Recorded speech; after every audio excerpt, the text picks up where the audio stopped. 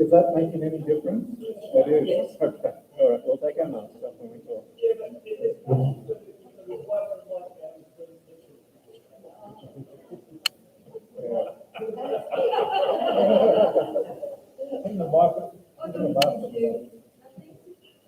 Is it? Well, let's see how it is now.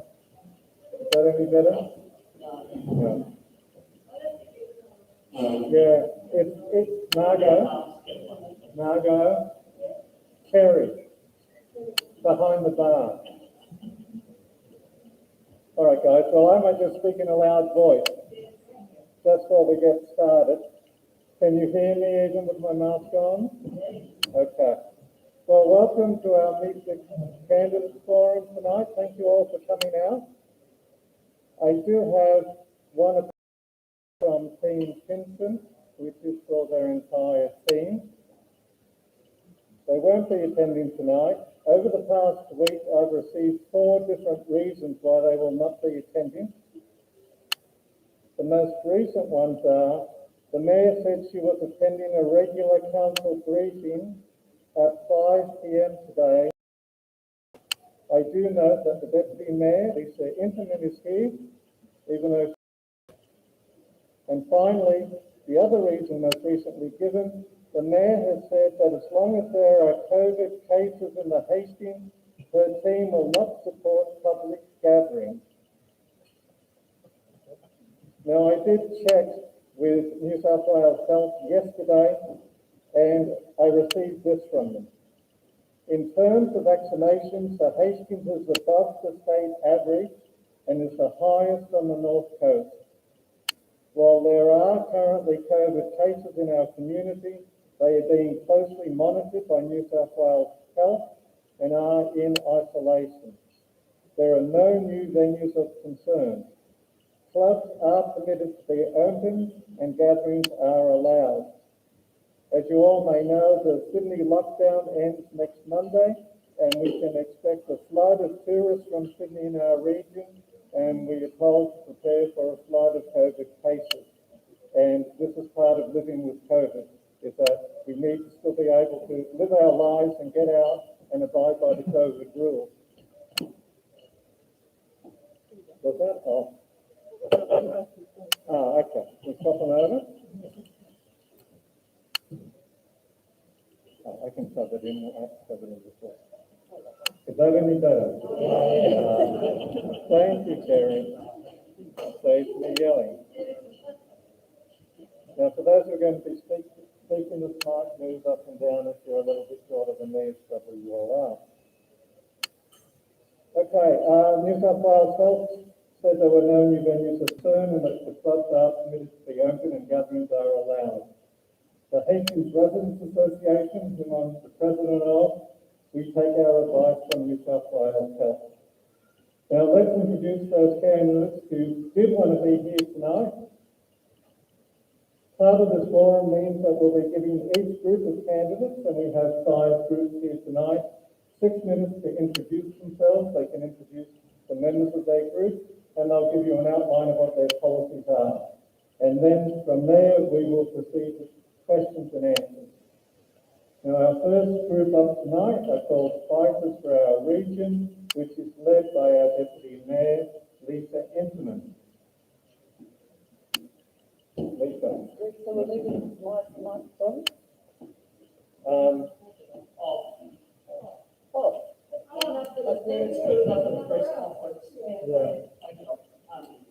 Okay, so I'm taking my mask off to say I am relinquishing my space to my team members.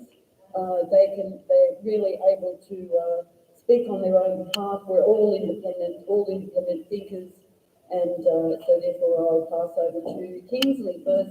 If there's any time left at the end, I'll speak. Thanks. Welcome everybody. Thanks for coming out and showing some interest. It's December the 4th. That's the question I keep getting asked so many times. My name's Kingsley Searle. I've lived in this area for over 40 years. I followed my parents up here years ago, and Dad was a builder.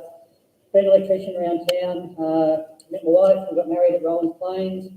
Moved to the North Shore. Raised my family there. I'm lucky I've got 2 kids who both work in this area. Son Tyron, you may have met, he ran the Dixie store in Settlement City, he was the manager there. My daughter, she works in Plunkett's up the road in Wauchope. And I've got 3 grandkids. Pretty well sums up one of the main reasons I'm here standing before you. I've got a pretty good interest in this area and where it comes from. Yeah, why am I doing it? I love this area. Been involved in the community since I got here. Carmelwood Pines in 70, 78. I was on the committee with Carmelwood Pines there. I've been in a lot of sporting and athletic. I was the treasurer of Little Ace there for a while, from a glutton for punishment. I've been on the Oyster Farmers Federation, representing them. I'm rushing this through, I've got 1 minute. I guess, look, the main thing, I'm well known for our community, been doing this for 40 years.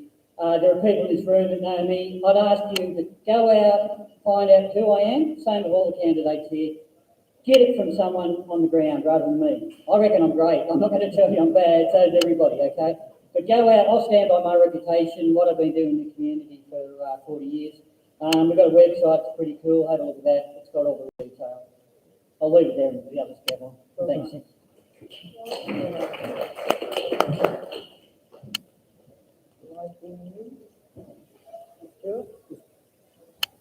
Good evening. My name is Stuart Cooper. I've been married to my lovely wife Patricia for over 30 years.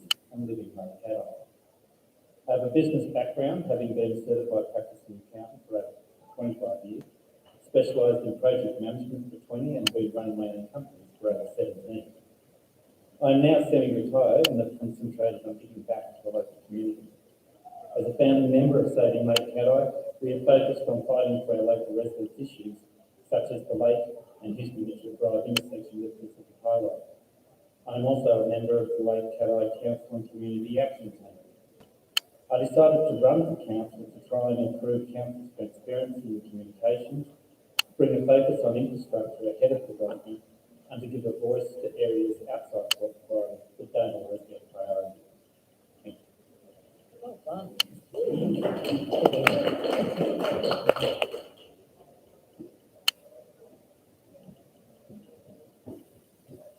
Good evening and thank you for coming. My name is Narelle Milligan. I started my career at Beechwood living in Wauchope. My name then is Darcy, so if any of you are my ex-pupils, come and say hello later. I chose to come back in 2000 to live in this area. I've been involved with the Hastings Land Care Group. I taught at TAFE, Wauchope TAFE with Bruce and Megan. I've been involved in the community college on the board. And I've been involved with the Progress Association on the North Shore for 15 years, which means I've had a lot of liaison with council. I do have a background in the public service as a senior manager, both as New South Wales and the Commonwealth. I understand how budgets work. I understand the need for probity. My ambition for council would be to improve communication with residents. Thank you.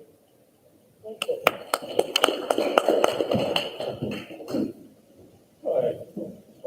Hi, I'm Paul Bradford. I'm the 5th member of the team. I've only been in the region for 6 years, having moved up from Canberra. I've been self-employed virtually my whole working life, apart from 12 years working for NASA. I'm the son of a career public servant that was senior management in what became the ACT government, basically performed the roles of what a mayor would. I grew up in a lifestyle listening to career public servants talking, mainly in the 70s and early 80s, talking about their ambitions for Australia and how they see Australia. And there's a buzzword that I used to hear all the time but never hear anymore, which is this in the public interest? If I get elected, that's the question I will ask on every issue. Is this in the public interest? Yes, you get my vote. No, you don't get my vote.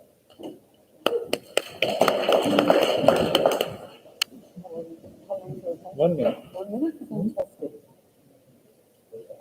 Yes. So I don't have my vote. I'm a little bit shorter than Paul. At 6'6", I think. Lisa Ingerman is my name, and I'm a long-standing councillor. I've been deputy mayor for the last 6 years, and I'm putting my hand up for mayor. This is an entirely new council that we are coming into, with 6 of the 9 councillors bowing out. And so a lot of new faces there. Our team here, team of 5, we're all independent thinkers. We have a lot of common principles, but we're not averse to having different opinions, and how we resolve our opinions is by robust discussion. And trust me, with the delay of the election, we've had plenty of opportunity already to have robust discussion about various issues. Service in leadership is my theme, and with that I will finish. Thank you very kindly.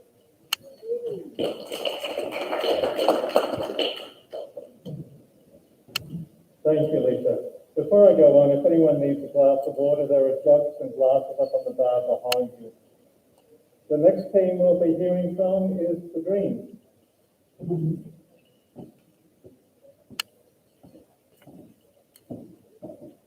Thank you. My name is Stuart Watson. I'm second on the ticket for the Greens, and Lauren Edwards is top of the ticket. She apologises she's not feeling well, and so is Les. So 2 of them out tonight. I moved to Wauchope in 1974, moved to Balangry when the road between Wauchope and Balangry had 4 timber mills. 3 kids went to Beechwood and to Wauchope High School. I've got 5 lovely grandchildren, 3 of whom live in Port Macquarie now. I'm proud to be a member of the Greens, and I would bring to the council cooperative, communication, collegiate and community action. It's a whole lot of COs that work with council.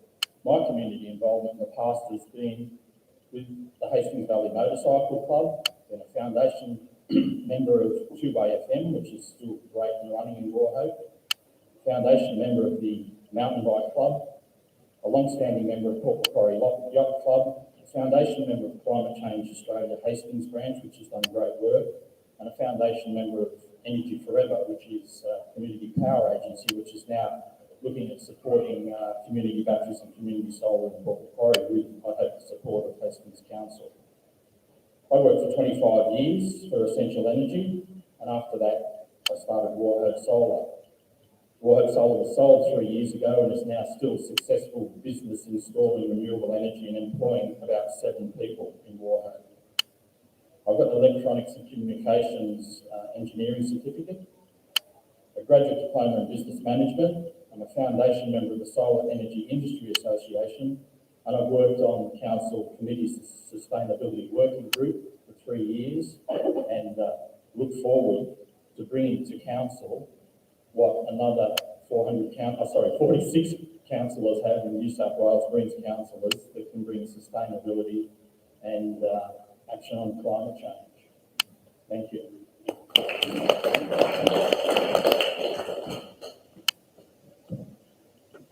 Hello, I'm Christy Wiggett. Thank you for being here. I'm a New Zealander who came to Australia in 1979, and I came to Port Macquarie in 1994. I have 2 children who did all their education in Port Macquarie, and I have been a high school teacher and a information technology person, computer programmer, and I worked at Wauchope TAFE from 1997 to 2014, teaching IT to second chance education. So as Morel says, if I taught any of you here, please come and say hello. Yes, I was a high school teacher in science and maths, and as well as being very interested in science, I also like the environment, of course, because I'm a green, and the environment is very important for tourism, which is our biggest industry. I've played netball here. Currently I'm in the Outrigger Canoe Club. I'm convener of the ABC Friends, our local branch here. I'm on the climate change group along with Stuart. I've been a member of P&C because having been a teacher, education is very important to me.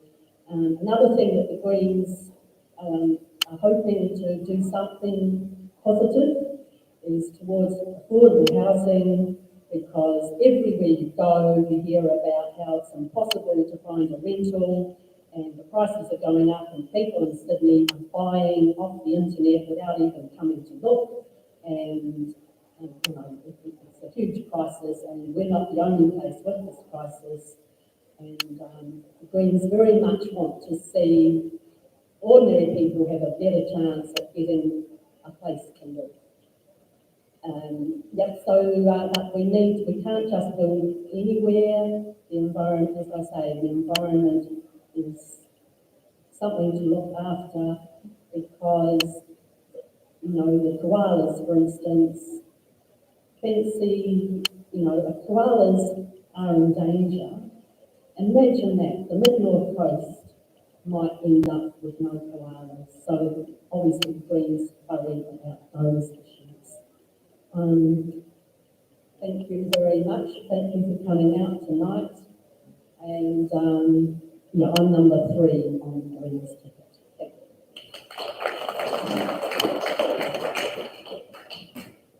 Next we'll hear from Dean Shepherd.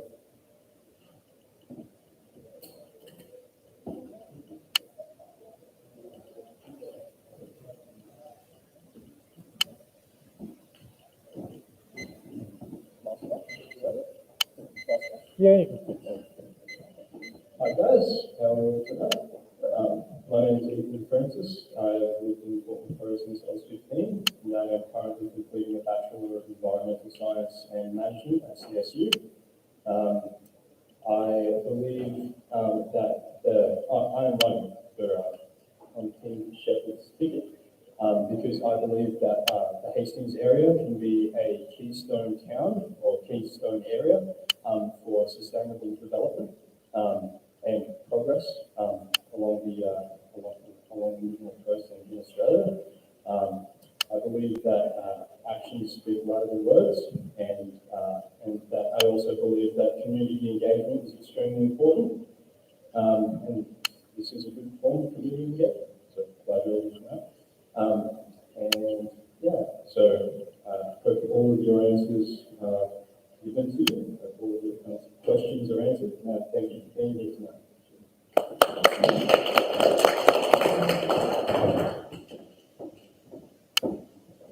Hello, my name is Linda Elborn. I've lived in the Hastings and surrounding region for the last 26 years.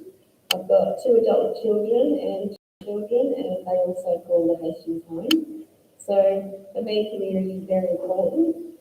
The first 20 plus years I spent in the area, I was in a corporate environment, so I worked in management, coordination, those type of roles, and mainly focused on family.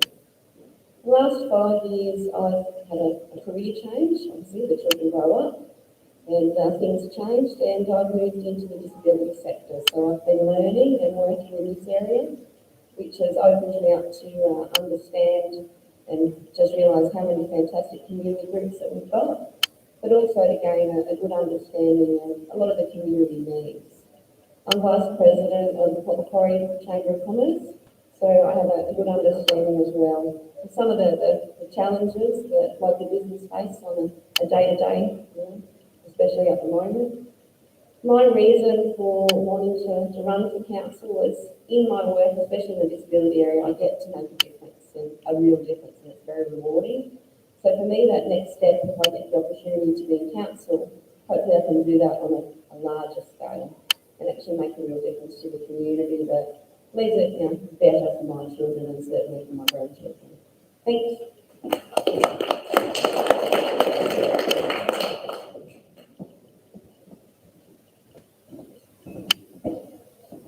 Good evening, everyone. My name is Greg Regan. I live in Port Macquarie. I've lived there for 22 years, got a wife, cat, and 4 grown-up kids now. I'm the old guy on the team, as you can see. But that means I'm still experienced but enthusiastic. In the 70s, I grew up in Wauchope. Dad was in the Forestry Commission here, so I'm familiar with the Wauchope and Camden Haven, the Bottom Hills area from that time. I've had my own business, Impact Environmental Consulting, for 25 years now. I've also been an advocate for an aquatic centre to be built in Port Macquarie, so big on infrastructure. And I'm with Linda on the Port Macquarie Chamber of Commerce. I'm on the board of that. Very keen to run for council because I've got the energy, the enthusiasm, the skill, and through Rachel and the team, the connection to the community and understanding better what the community needs is what's driving my interest. So I'm at that transition stage between working for myself and my business to working for the community, and very understanding of local government because it's what most of my consulting has been for 25 years with councils around Australia. So I think with our approach, with the community, we stand for sensible, sustainable progress, and I think that captures exactly what we're on about. So we appreciate your support. Thank you.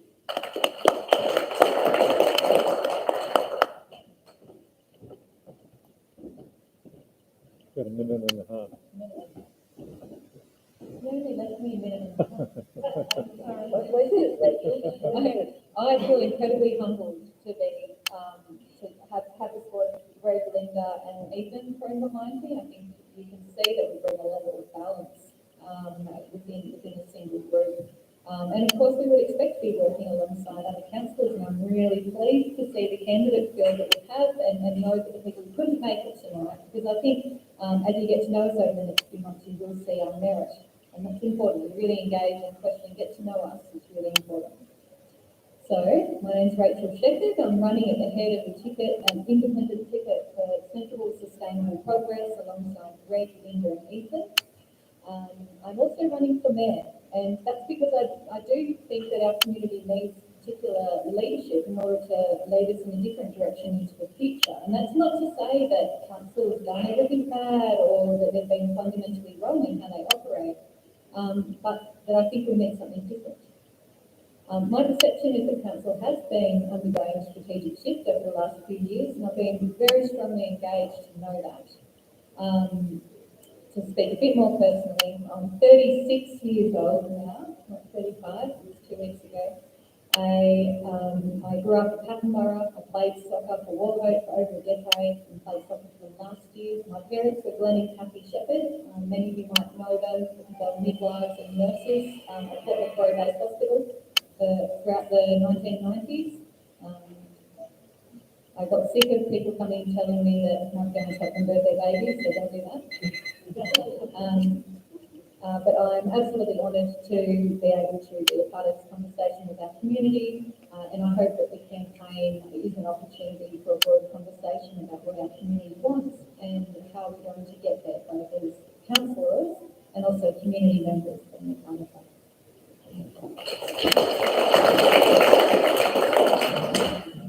Next we will hear from Hastings first.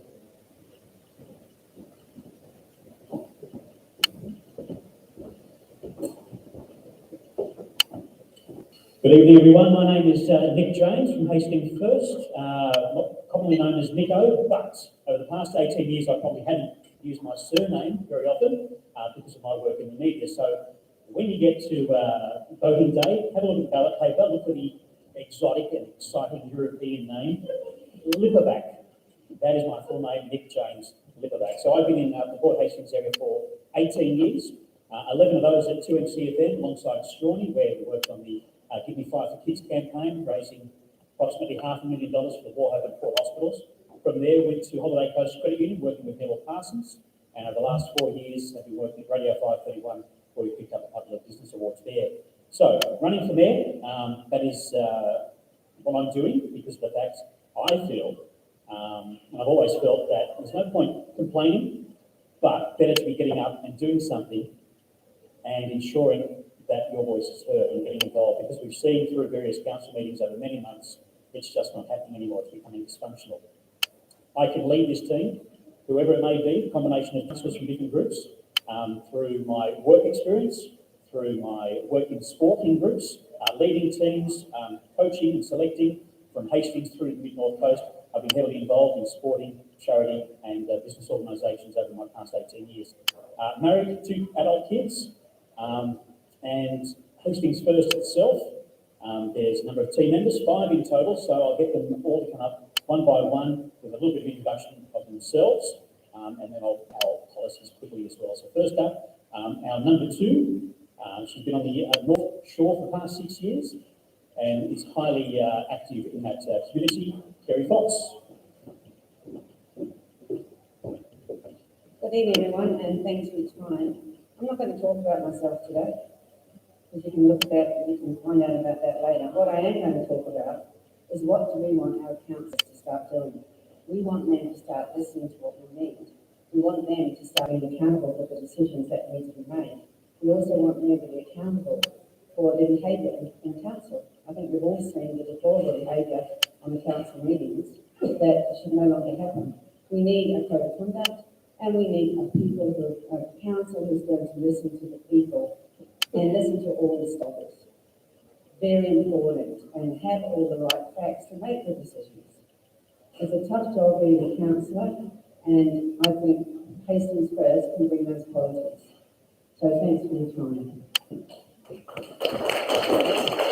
Thank you, Kerry. Also brings 30 years of business experience. Our number 3 on the list from the Heritage Christian School with, again, 3 decades in education, Linda Lenoir. Hi, I'm Linda. I'm married today, everyone needs a day, and I just happen to marry. I have worked in education for a very long time at Heritage Christian School. I've lived here in this area for over 30 years, and I started out here living in Beechwood, so my heart for wauchope is quite strong. I've also been involved in a lot of businesses over that time, and now have my own business looking at organisational culture and teamwork. And this idea of how a council works together and how councillors work together with lots of robust conversation, but always having that thought in mind of what is best for people. I'm also acutely aware that every dollar that is paid in rates is somebody's hard-earned dollar, and it must be spent right. So thank you. Thank you, Linda. Number 4 on our ticket, Michael Clark, wauchope legend, the heart and soul of the wauchope Football Club, and also 4 decades in the finances. Good evening, everybody. I also played soccer at about 15 years ago. Now I'm playing Leinster. I came up from Canberra. I'm actually out of the old Rural Bank of New South Wales, which some of you would remember. I was a regional training manager and hit here in 1990. I've got 3 fairly old sons now, 36, 35 and 27. My strengths lie in business analysis, financial analysis, balance sheets, P&Ls, etc. Because my banking background allows me to assess businesses, basically looking at equity, liquidity, looking at sources and application of funds, etc. That's fairly critical in respect to the way local government operates. There's a case and example just recently, Gloucestershire Council, that's run into a little bit of a problem with their governance, not necessarily fraud, etc., but it has come out of governance. It's really important that we stay on top of our financials and that we understand where the money is coming from and going to.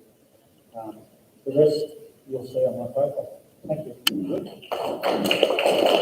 you, Michael. Apologies from team member number 5, Justin Hardy, who has worked for the last 20 years on boards as well as via doing infrastructure work, which is, again, fantastic experience. We all come from very different backgrounds. We all bring a different set of skills with Hastings First, so keep that in mind and go above the line coming up on December 4th.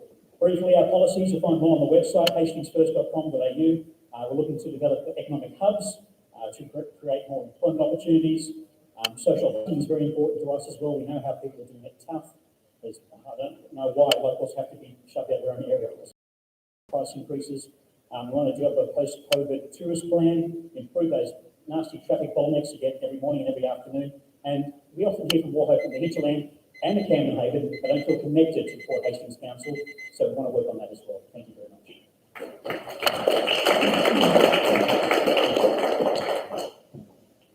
And we'll hear from John Bailey.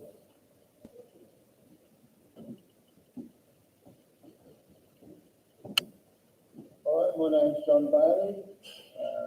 I've lived in the Hastings for 2,040 years. Met and married a local girl here 35 years ago. We have two grown adult children who were born and educated in the Hastings. I've been part of the sporting fraternity ever since I've been here in a coaching, refereeing, playing role. I work at a local television station. I've been there for 36 years, and that affords me the opportunity to cover a lot of community issues and be involved with community right across our local government area, local business issues, local council issues. So I think that gives me a reasonable sort of platform to take a positive and informed community voice to the table. Thank you.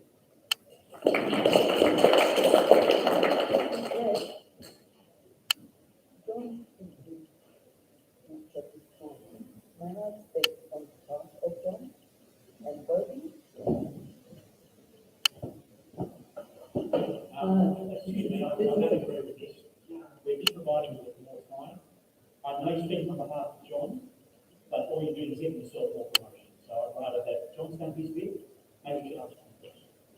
Maybe I should Ask John first to take the step forward. John, I would like to explain to people about voting below the line.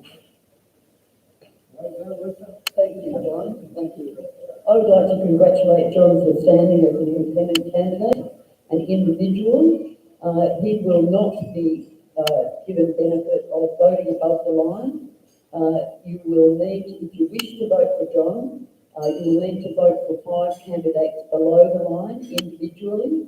And I think that it's important that people know that and know that option is there.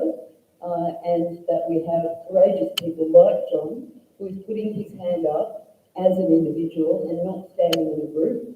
Kingsley and I are well aware of doing that, but here John is standing up at this election, and I ask you all to give due consideration and talk with your friends about the option of voting below the line. Thank you. Somebody's left their paper. Your mask of mine.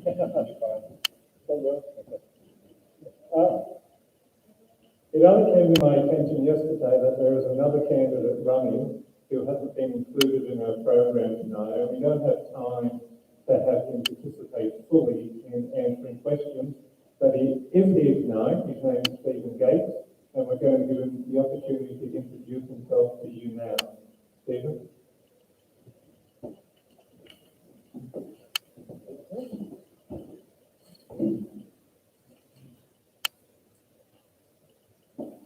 Thank you very much. It's refreshing to hear some of the councillors and their experience and where they've been, what they bring. And this year I'll be running simply as an independent for mayor. I won't be running as councillor. Very good reasons for doing that. And I look forward to working with some of my colleagues here if elected. By way of background, 53 years of age. I have 3 girls. 2 of them live with me here at Bybarra. We own a 500-acre rural property, some cattle farm. And I left my executive life. So I used to hold positions of national human resources managers for a riding company. I set up my own property management company. I sold that and I moved up here. My girls went to Huntington School, one of the small schools in the area, and they're currently at St. Columba. My wife doesn't share my name. Her name is Alison Stanfield. A number of you know her. She runs her own legal practice in Port Macquarie. That I bring is a vast amount of experience in understanding council. In the last years alone, I've spent a full year researching council. I've put in 2 gift applications to council. They've spent $100,000 defending, giving information to ratepayers.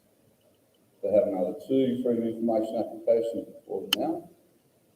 They will likely end up in court. In terms of where I've been, I've travelled around almost every single road in Port Macquarie Hastings. It's about 2,500 kilometres per trip. It took about 6 weeks to do it. Part of that was talking to ratepayers and understanding what the issues are.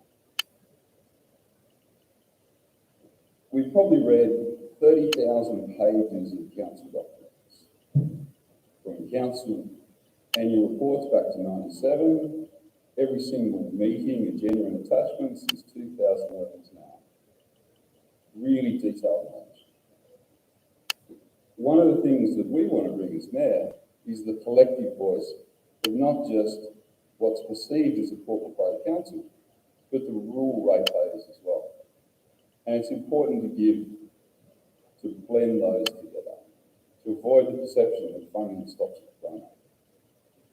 Some of the issues that we'll be looking at is critically roads and infrastructure. You have been failed for 20 years, and I will show you exactly how you've been failed. We're here for ratepayers.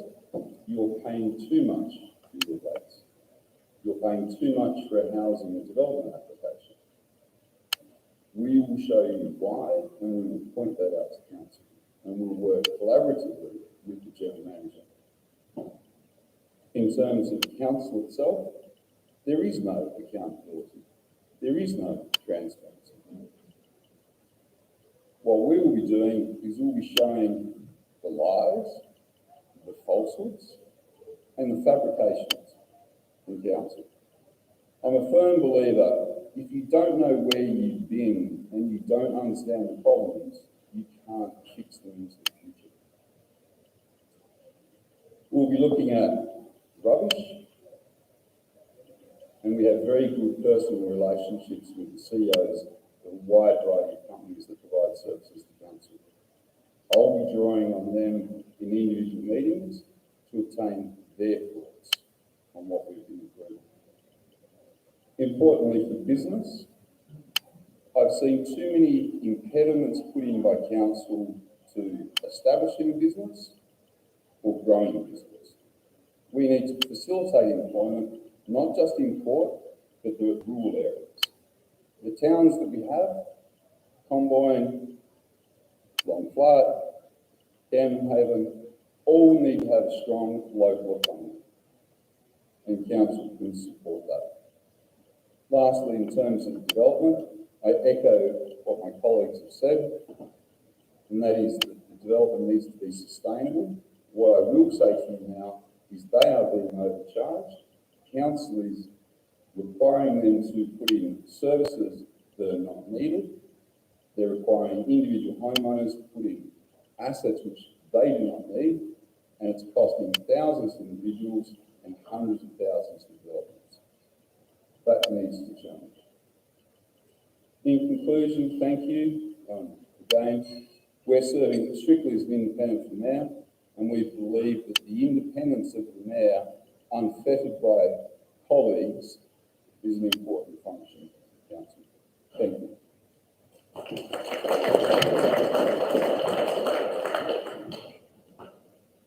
Thank you, Stephen. We'll now begin the question and answer period.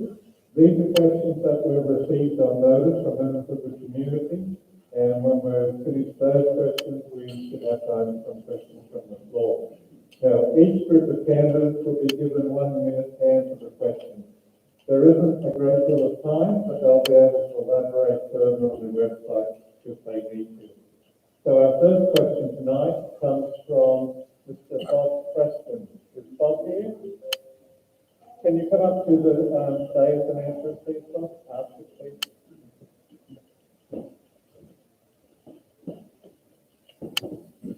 Thanks for it. Yeah. Can you hear me okay? Yeah. Okay. My question is to the team. How will your team put in place effective leadership and standards at all levels within council that ensures development uses design principles, the local environment, including koalas, and our lifestyle are protected, doing things in a balanced and sustainable way, not just for the current community, but for future generations?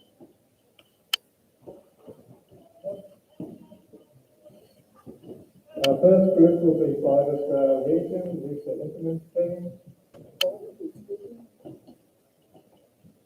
Okay, well, how to answer that question? Honestly, I don't know. All I can tell you is we're a group of independents. None of us are here are developers. None of us are here on behalf of developers. So we don't have the vested interest of looking after developers. We're here to look after the community. We all believe in conciliation and working as a group and not controlling people by bullying people and heavy-handed tactics. As a group, we do offer a diverse range of experiences, from experienced business through to long-term members of council. 4 of the 5 of us are clean skins, myself deliberately a clean skin, so that I'm not affected by any great knowledge of people and positions, or I don't owe anybody any favours. I'm coming in completely as a clean skin, keen to look after the community and sort of make things go in the right direction. There's many existing council control plans. Are they perfect? Definitely not. Can they be improved? Of course they can. How? I need to get in there before I can answer that question. We're all here for good government, not for self-interest. The Greens. Thanks, Bob, for the question. This really leads to the heart of Greens policies. You know, from the history of the Franklin River right through to the current Great Koala Park debate in New South Wales, the Greens within council would look at what processes exist for holding councillors and council executive management to account for their decisions and their behaviour, and would seek to implement policies to correct this where necessary. We believe that council has in recent years, and we would think with Greens' influence, in recent years they've produced a number of strategic plans which point to more sustainable outcomes for our local government area. Look at the recent draft sustainability and climate change policies. But the challenge is implementations and actions of those proposed plans. And a good first step would be to revise the local environment plan in light of sustainable visions that have been expressed. Again, both council sustainability and climate change strategies are critical documents in producing a local environment plan fit for future generations. Thank you.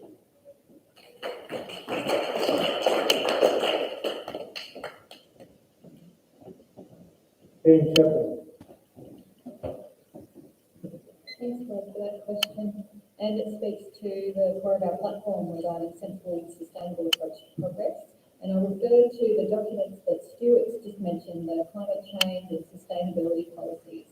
Our belief is that real change within council is grounded in effective strategy and effective policies that have teeth and have the leaders that are willing to implement them and make sure that they are carried out throughout the whole spectrum of council activities.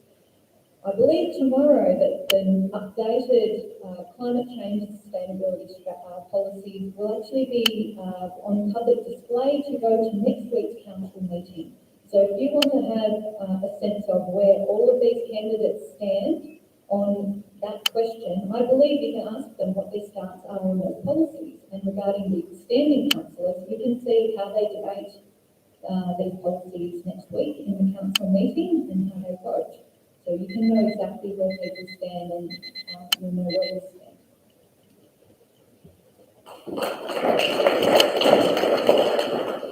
Hastings First.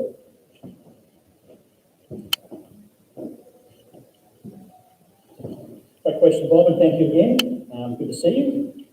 In relation to what you're wanting to do, what the council needs to do, we certainly feel that again, a new team, new people in there, new councillors, a new leader would assist in redirecting what's happening at the moment.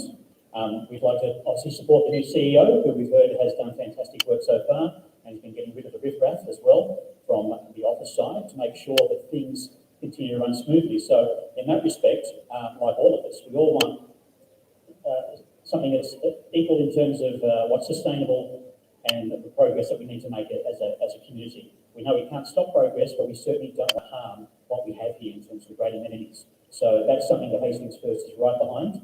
Again, you've got 5 independents here, 5 people who have the passion to make the changes that are wanted by the community, because we want to listen. We want to hear what you have to say, what changes you want to make, and we want to follow through with that as well. So that's our response in that respect. There's certainly work going from the councillors into the staffing area and then coming back and then arguing again when work should just be going ahead. And that's what we would like to see is Hastings First, get stuff done, move ahead, move forward, stop delaying stuff by arguing, get council chambers. Thanks. John Taylor.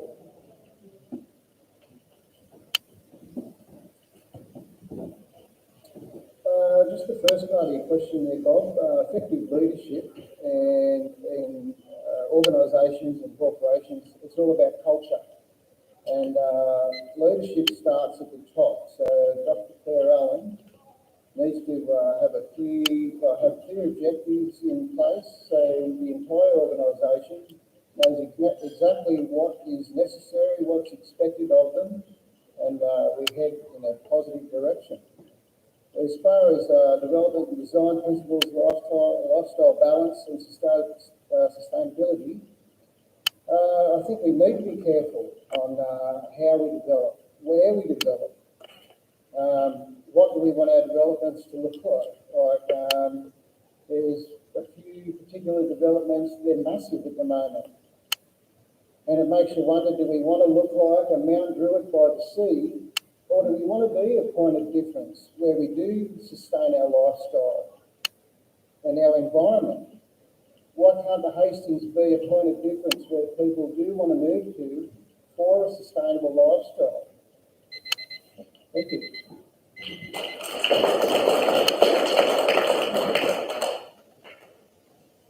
Our next question comes from Naomi Callahan. Are you here, Naomi?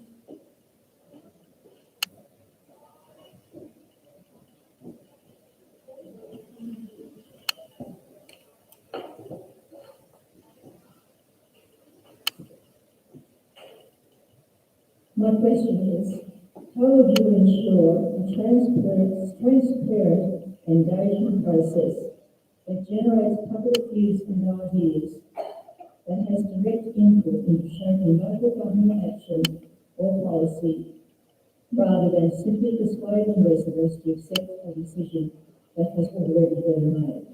Thank you.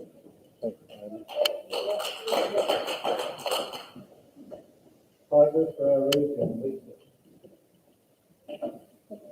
Thank you, and thank you, Naomi, for the question. I hope that you haven't had an unfortunate experience with council, but if you have, I would love to talk with you about what happened, so maybe something could be done.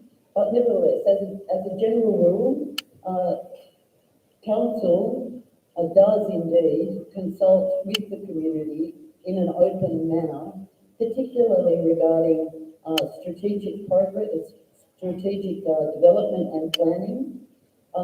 Council does not go there with an agenda, except in the sense of what they have heard from the community in the values that the community has expressed.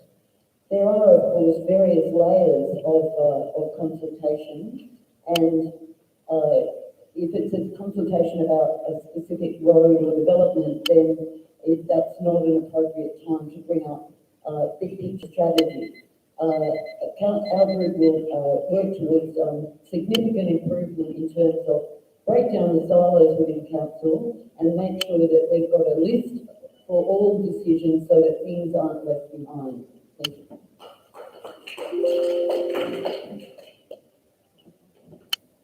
The Greens.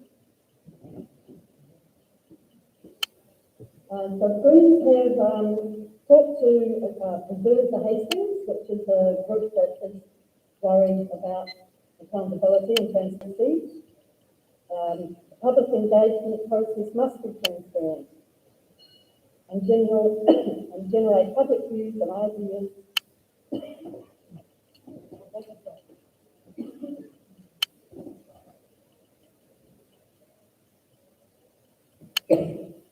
generating public views and ideas that have direct input to help shape local government action and policy, rather than persuade residents to accept a decision that has already been made.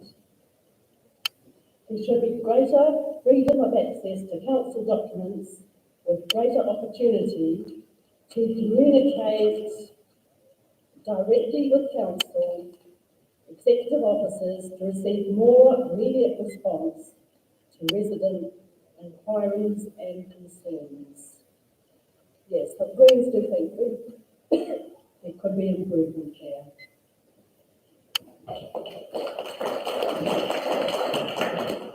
Dean Shepherd.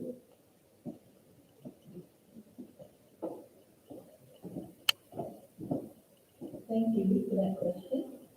I think one of the issues that we face with council is that even when they're doing things well, and when actually they're putting a lot of effort into community engagement, which my perception is that they are, that there's still fundamental flaws in how that engagement is carried out. Right from the start, where people don't necessarily have the opportunity to give input when it matters and it's fundamentally going to shape a significant project. Right through to the end, when people have potentially spent hours or tens of hours or hundreds of hours in some cases giving input and still receive no update as to what happens with that. And so I think in some regard, it's about council coming forward with a clear understanding for people about the existing processes to have a meaningful impact and effectively impact council and influence council, because that's possible. That's what a number of us have been doing over the years. But it's also about extending upon the processes they have available to make sure that that transparency is apparent. So what they're doing right is apparent to the community, whether or not we agree with it. But what they're doing wrong is also apparent to the community and council. And my genuine experience has been that council staff are absolutely open to engagement, and my experience has been very positive, but I'm very aware. Hastings first. So I've been in the media for 25 plus years. I'm all about communication, clear and concise, get to the point, and let's also talk to those who know best. So I think at the moment, excuse my language, I think council go arse about. They go to the consultants, they ask for ideas and suggestions, and then they take the community for further consideration. Instead, we should be going to the community first, asking exactly what they want, what they need, what solutions, discussing it, sending to discuss what you want done. From Barry.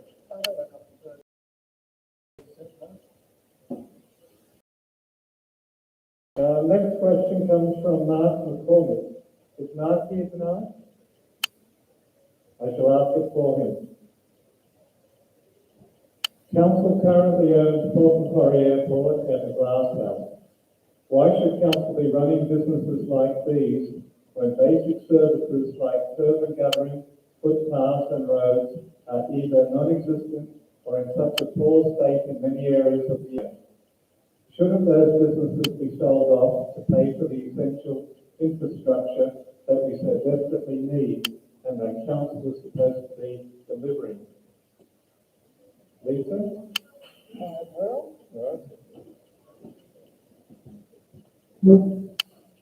Thank you. Team Intamin is opposed to the sale of these assets. We see significant funding from state and federal. It's important to our economic development, to our skills training, to the region, and even to some of our exporters. If it's sold, we will get no future benefit. The Glass House is a slightly different proposition. It costs about $2 million a year to run. One area, I understand, the entertainment area is running at a profit, and that was before COVID. It is our cultural hub. It also offers subsidies to community so that people can run estate or have other activities. If this was sold, we doubt very much that subsidy for community would be allowed. So we're opposed, and it's important to remember that things like roads, infrastructure come from different pots of money. And councils all throughout New South Wales have had experience in government pushing more on them with less funding. The Green. The Green. Thanks so much for talking on this. Personally, I've had some consultancy work on both the Glass House and the airport, and I appreciate that the council runs both the Glass House and the airport as separate business silos and run them quite efficiently, although COVID has knocked around their revenue at the moment. So, Mark, no, we don't support the selling of the airport. It's going to be run as a profitable business. They've recently done energy reviews on both of them. We won't go into the history of the Glass House. I'm not going to move it down to where it should have been, where the police station is. We won't talk about that history. There's been books written on it. But no, we don't support selling of these vital community assets, and the council deserves a fair bit of credit for the way they are running them at the moment. Thank you. Keen Shepherd.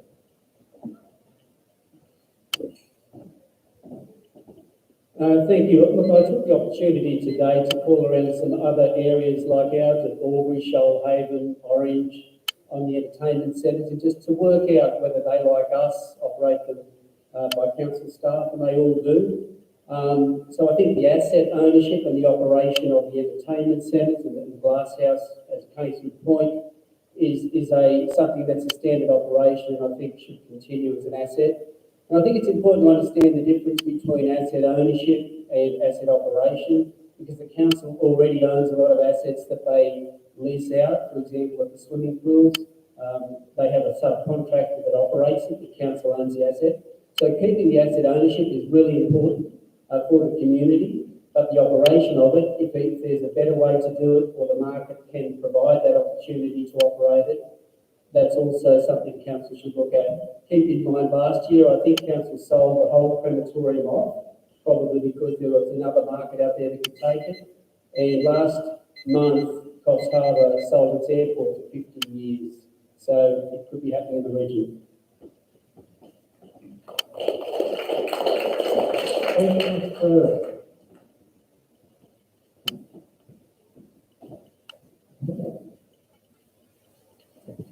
Thank you very much. I'm probably going to reiterate what the others have said so far. The Port Airport, it's a commercial asset that can generate money for the community and has.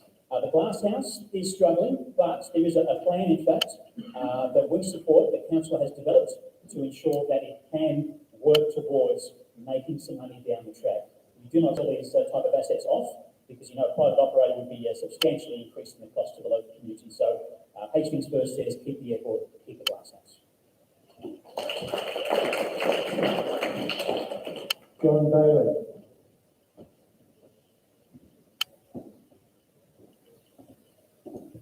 I totally agree about the airport. It's an essential asset. Brings in a lot of, when we open up again, tourism dollars, which relates to jobs and our economy. But I do have one issue with the Glass House. As far as our local established societies go, they've been outpriced by the Glass House. They can't afford to hold their establishments there. And they haven't held one there for years and years because they've been just priced out of the market. And I think for 2 weeks, 3 weeks of the year, our local kids, be they dancers, singers, musicians, speech and drama, should get the opportunity to tread the boards on the big stage because it was built initially as a community asset. I don't know if you recall the old Civic Centre in Clarence Street. It was above the library. They had a big song and dance afternoon there, one afternoon with about 3 different Hastings dance groups. And it was all about, this is going to be a fantastic facility for our kids to use, for our community to use. But they've since been priced out of it. So I think they should have an opportunity to use that for at least 2 to 3 weeks a year. Whether we subsidise it, they get it for free, I don't know, but I think our kids deserve that opportunity. Thank you.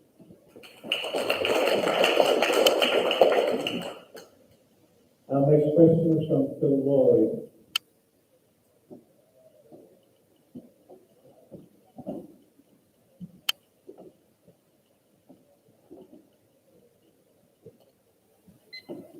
Council's approach to major project development is typified by the highly flawed Orwell Road project. It's wasted millions of ratepayer funds focused solely on potential traffic improvements and engineering with an alarming absence of any meaningful environmental or social impact considerations. Surely best practice dictates that environmental, social and similar impacts be considered alongside the economic and engineering ones, not as an afterthought, by which time council is so heavily committed to what basically is a single option. Do you support, for the candidates, do you support this best practice? And if so, how would you ensure its implementation by council management?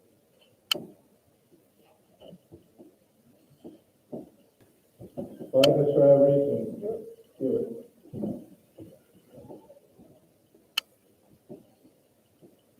The council has, under the new CEO, endorsed a proposal to use the Australian Business Excellence Framework to start a transformational change within council. This framework will improve management leadership and, as a result, improve operational performance. While we endorse this approach, we believe it should also include implementation of environmental social governance reporting, or ESG.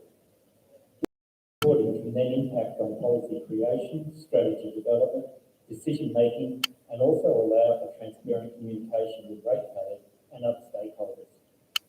The implementation of an ESG framework is rapidly being taken up by countries around the globe, and councils need also to embrace this approach. To answer the question, the implementation of ESG reporting, actually listening to decisions. As a group, we would strongly support the implementation of ESG reporting, which will enable another level of visibility to the community.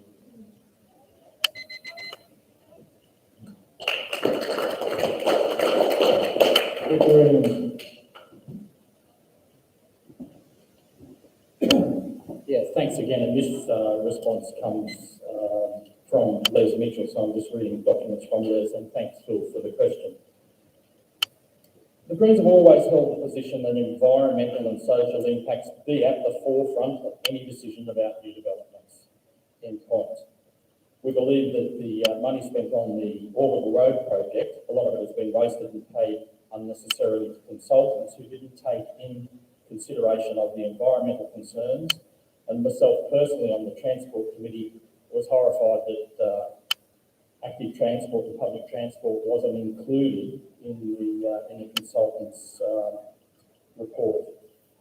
We would go beyond the existing state government requirements where necessary and place regulations and bylaws to protect our natural environment, particularly the remaining koala habitat.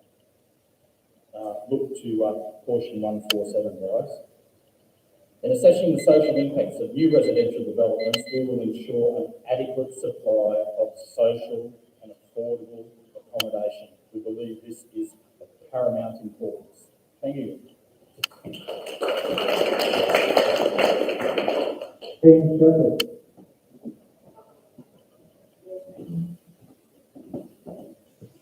Thanks, Phil.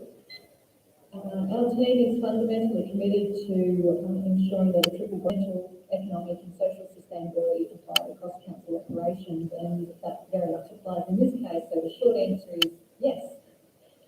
We support considering environmental, social and economic impacts, but not just at the planning stage. It actually needs to be at the planning stage throughout all stages of implementation and evaluation.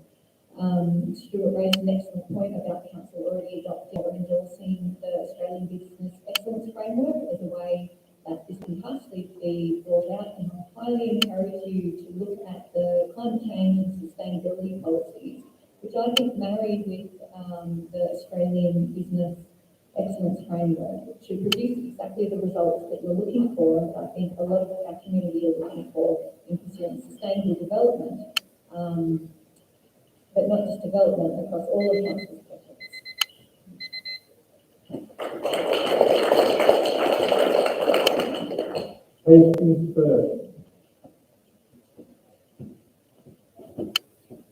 Thanks, Phil. We're obviously gobsmacked, as many people are in the community, that this has dragged on for 30 or 40 years, and the amount of money spent on the Orbital Road is just ludicrous, and Hastings First does not support in any way the construction of the Orbital Road.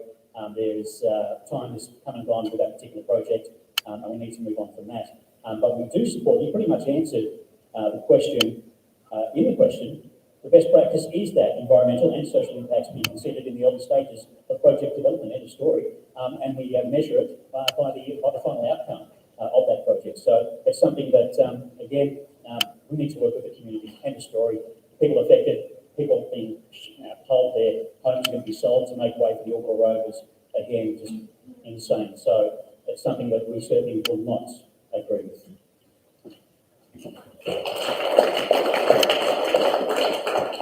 John Daly.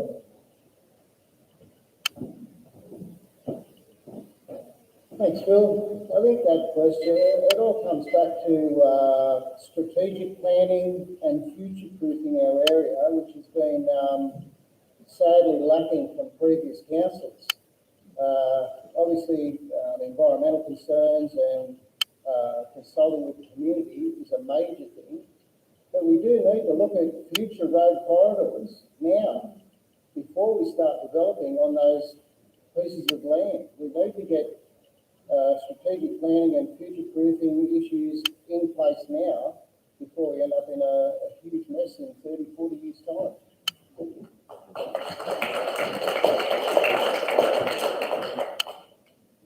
Our next question comes from Merv Ahmed.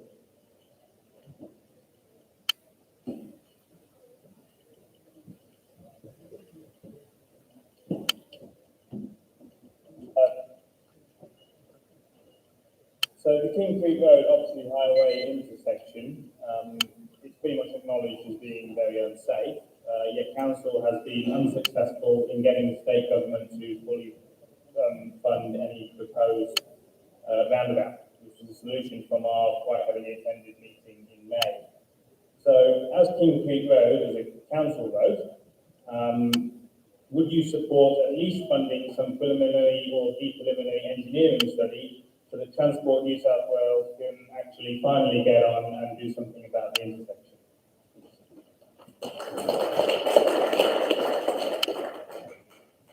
Favours for our region. Yeah, look, I don't think there's anybody in the with that one. It's one of the most dangerous intersections. Everybody who travels that road has that problem. So it would be one of our first topics that we'll bring up, and we'll back that 100%. There's no doubt. It's a quick answer, but it's true. It needs to be done. The Greens. Yeah, thanks, Merv, for the question. Of course, yeah, we agree with supporting the study for the roundabout at King Creek Road. We'd even go further and say, you know, the problem is adapting to population growth.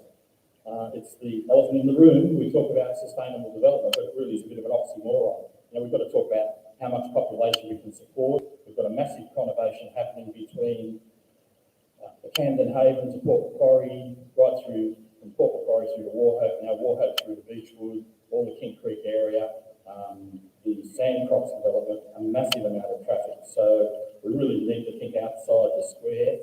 I'd like to put the thoughts with the King Creek roundabout, and we talk about a footbridge and a pedestrian or active transport bridge across King Creek so that we can have electric bikes, electric scooters, walkers, travel Port Lane to walk from Wauchope to Port Macquarie safely. Yeah, let's think for the future. Thanks.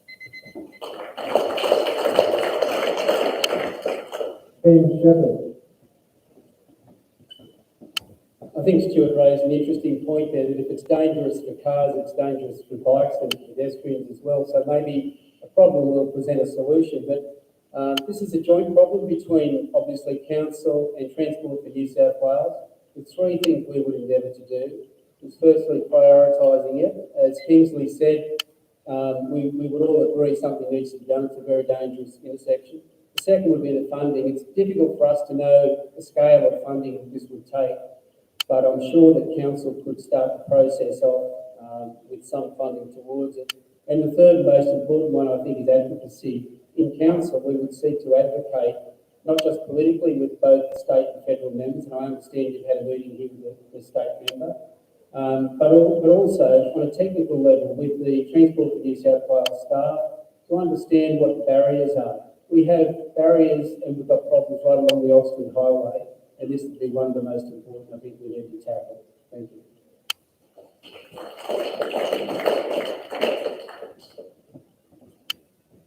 Just some more information on that. The state government did commit to spending $1.9 million on upgrading this intersection. It's just that no work has started yet and there has been no plans done as yet. Our next thing to respond will be Hastings first.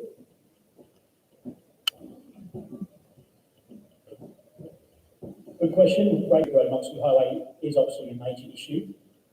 State governments, obviously, we need to work with them, we need to lobby them to get the outcome that we need here. We know that Leslie Williams is pushing hard to resolve it, and we will support her in any way to get that funding and infrastructure that our community deserves. And not just for the Oxford Highway, of course, there are many other roads across Hastings that also need a priority in terms of safety.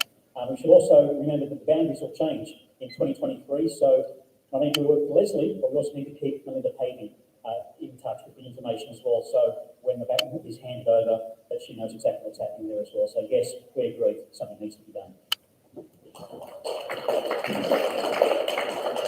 John Bailey. Again, that comes back to strategic planning and future proofing. It's a shocker of an intersection and it's a fatality waiting to happen. But you look at the developments that council's put in at Glenview, Yippan Creek, Timbertown. Have a look at Beechwood. Has anyone seen Beechwood lately? It is exploding. The amount of every house that goes up, there's at least 2 cars on the road extra. Future proofing and strategic planning has been sadly lacking, and that intersection needs a huge amount of attention. Thank you.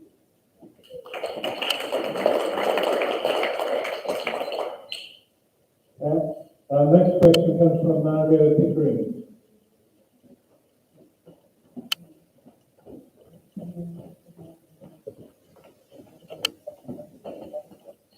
Hi everyone. Bus shelters are an important protective safety element for school children and for the public in general. Yet these are also sadly lacking in Twin Creek. What will you do to finally implement the installation of the bus shelters? There's 13 of them, new and 3 to be upgraded, that are identified in Council's transport study from the year 2000 and included in the Kings Creek contribution plan version 2.5, 21 years ago.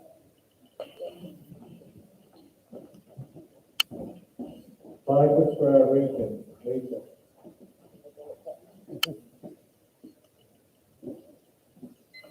Heard the groan from the crowd when someone said that was put in place for planning 21 years ago. Nevertheless, I'm not sure that I have any memory of any complaints or any this matter being raised in council as not having been done. So the first thing to do would be to get some background.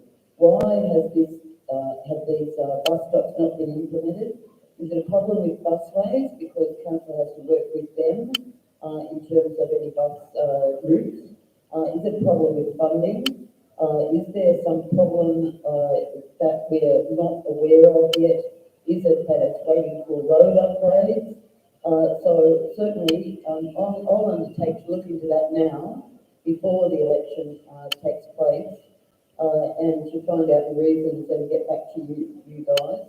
And I'd also be interested to hear if you've got correspondence that you've sent to council and what your replies were back. So I'll look into it and it's not come before council yet. Okay, thank you.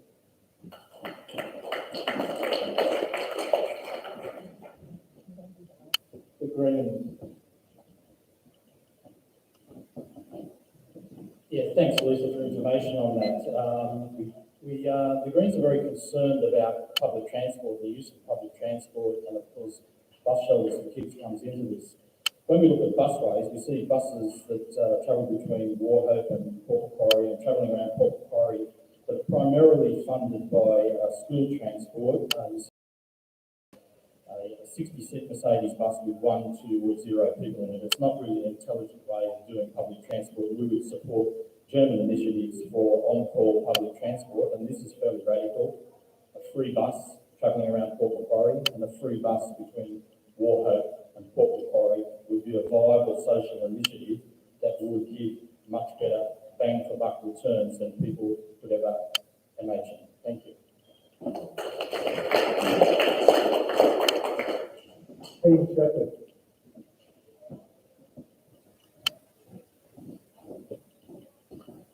Thanks, Margot. I think this clearly speaks to the big issue, the importance of an integrated transport network that addresses or that includes absolutely public transport as well as active transport, and of course as well adequate infrastructure to deal with that growing conversation, as Josh pointed out.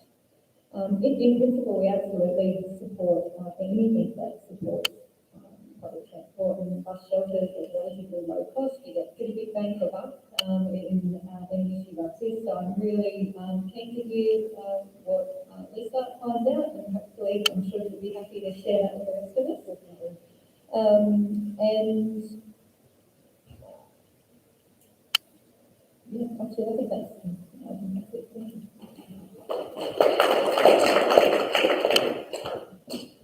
I'll see that all the candidates get that information supplied to them, right?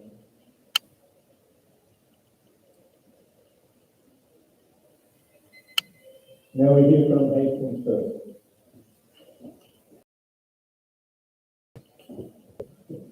Not much more to add, I would say, in this particular circumstance. I guess the big question is what has been happening. Here's another project, 20 plus years. We talk about the Auckland Road, nothing happened for 30 years. So what is going on in council in terms of making decisions, making things happen? We follow this up, make sure that we get some kind of resolution, and I'm quite happy to support the Greens in terms of free bus around town. That is a fantastic idea. So, in that respect, let's find out what council has been doing and obviously ensure that those people, particularly now in areas where they're building up in terms of development, let's get public transport out there and make sure people are safe. John Bailey. Okay. Our next question is from Peter Vegas.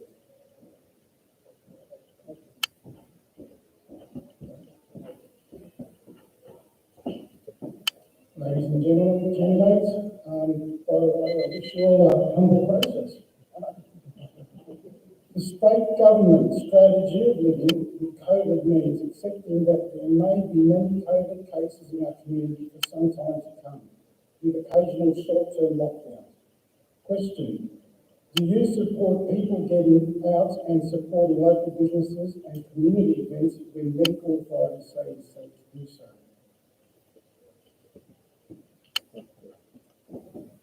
Fighters for our region. Definitely. The Greens. Yes.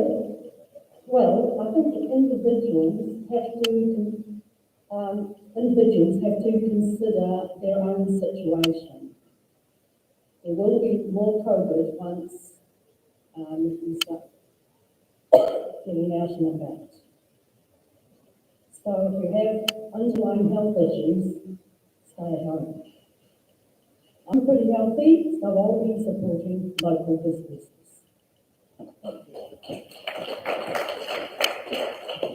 Team Shepherd. So clearly it says something that we're all here tonight, yes? And I support and we support following health orders. However, I also support people making informed decisions for their own situation. And a part of councils or a part of the leadership role is making sure that there's sufficient, clear, understandable information for the community to make their own decisions, whether it's with particular health issues or for whatever reason that they are at higher risk themselves or perceive higher risk for their loved ones. It's important that we support people to make their informed decisions in how they follow the public health orders. On the other hand, there's lots of ways you can support local business. We've got two members of the local, board of the Chamber of Commerce in Port Macquarie, and the Chamber's got all sorts of things that they're doing about supporting local. My personally have been pushing the support local farmers through the farm gate opportunities for a couple of years now, and what we've seen throughout COVID is that farm gate business has proliferated, and they're one of the buffers for our economy locally when they proliferate during times of global and local instability. So what I would encourage people is making our own informed decisions and looking for creative ways to support our local economy.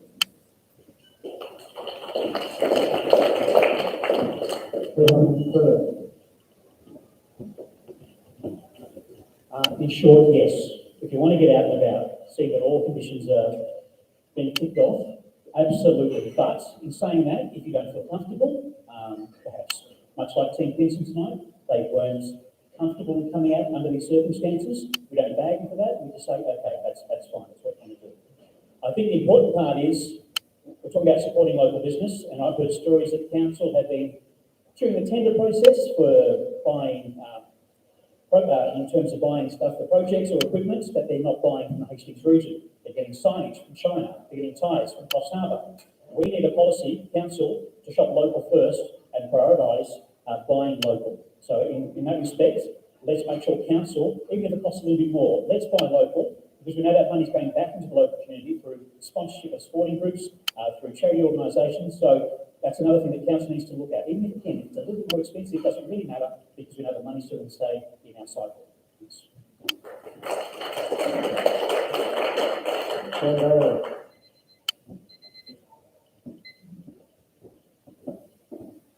I believe that the noises that the governments are making and our high vaccination rates, there won't be continuous lockdowns.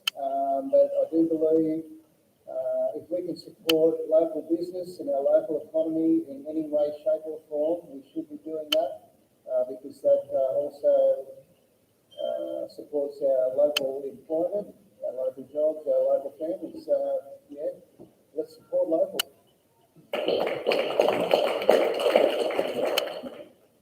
Thanks, John. Our final question on notice, and then we'll take questions from the floor, is from Rachel Rose. Is Rachel here tonight? And I shall read it for her. Our community has new subdivisions full of families, but what is there for our youth? We need appropriate outdoor spaces like outdoor accessible basketball courts and appropriate indoor space for youth drop-ins. And Friday night youth program at wauchope Indoor Stadium expanded to other nights. Vital to our residents.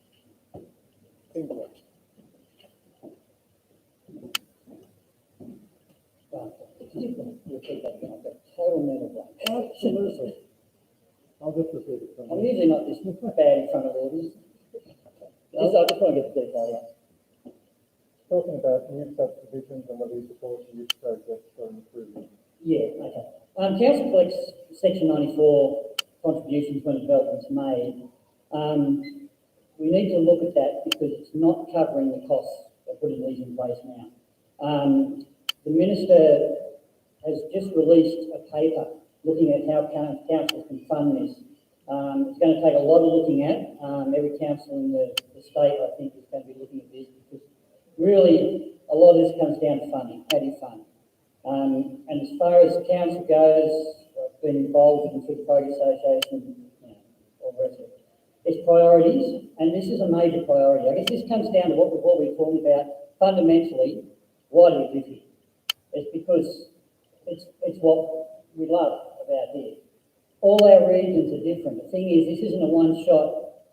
That's why I asked to hear it again. What's good for Comboyne is not good for the North Shore, is not good for Kendal, is not good for it, right? They're individuals that create an overall LGA. We have to be really sensitive to that. The last thing we want to do is wake up in the morning and feel homesick when you haven't left home because what you have has changed so much. So I guess it comes down to that. We have to be very sensitive. We have to steer this ship in the direction we want. We have what they want. Developers have to play by our games and our rules.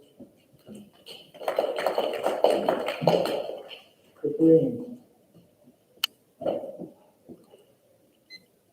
Yeah, well, at TAFE, I taught young people, and it's very important that there are activities because idle hands will find other things to do. So I think, yeah, we need to have painting murals organised. That will help stop graffiti. And the Friday night youth program, yeah, certainly I think let's have that on Saturday night as well. The people are already have the skills to run it. And of course it will take money, but it's money well spent because young people are the future citizens. It's important to have an inclusive community that supports each other. So looking after our youth is a no-brainer. Playing fields, now the proposed aquatic centre is near the Port Macquarie Library. It's on Macquarie Park. So that's playing fields that will disappear. That's if the aquatic centre does go there. If that happens, we definitely need to create more playing fields. And yeah, looking after the youth, having activities for youth is a bonus for everybody.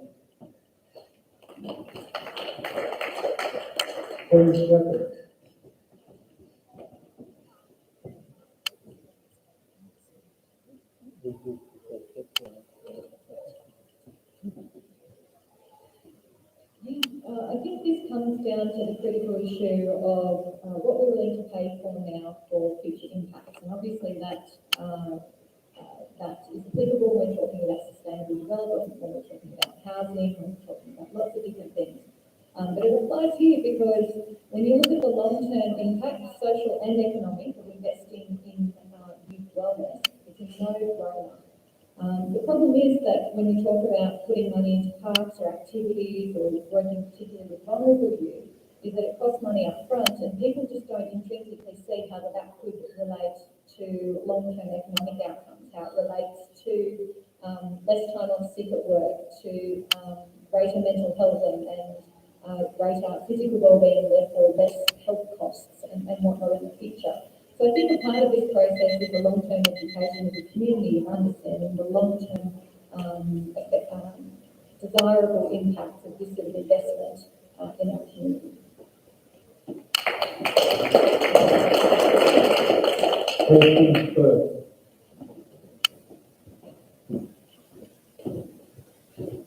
Yeah, I guess being a sports nut myself, I can't say anything but let's have more facilities. Obviously more people moving to the area, more families, more kids, more activities, and we're falling short. We're cutting back rather than increasing.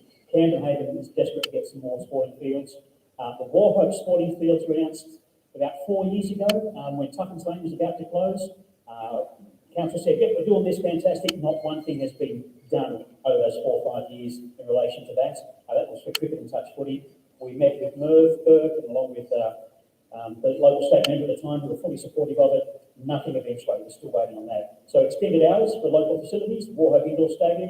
The Port Basketball Stadium, I believe, closes early on a Saturday, which makes no sense at all.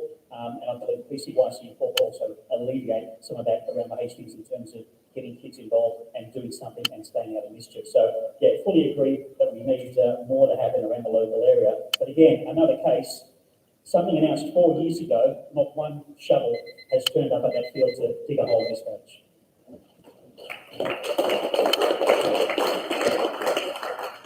John Bailey. Obviously, as our population grows, we definitely need youth support and infrastructure. But as Stephen mentioned in his opening speech there, infrastructure, road networks, 10 years off the mark. We're 10 years behind. Well, look at our sporting facilities.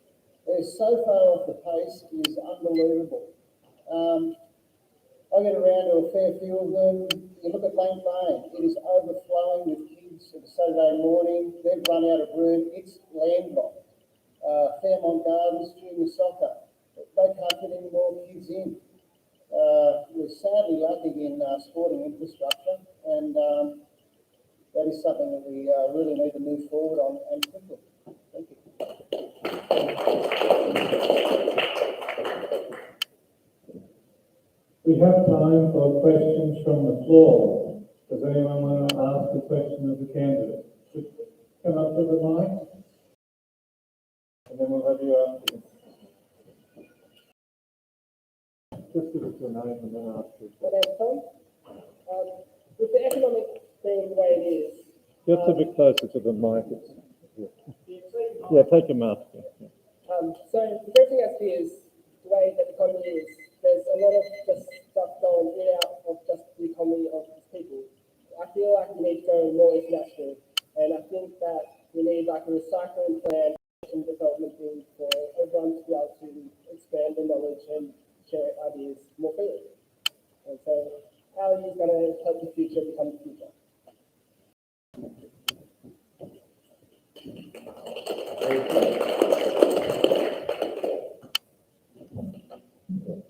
Thanks, Tom, for your question. I hope that I heard it right. I've been on council for a number of years now, and 6 years as deputy, and it is enormously frustrating to participate in council at that level, and I'm putting my hand up to step up for mayor. I want to provide leadership alongside those councillors who are elected, to bring together people of intelligence and vision with ideas, so that we can have a true brainstorm about where we are going to go in the future. We have a wonderful future ahead of us. Every resource, every asset we could want. And all it takes is leadership, someone to bring people together across the community so that we can tap into those ideas and bring them to fruition. I would love to be your leader in that. Thank you.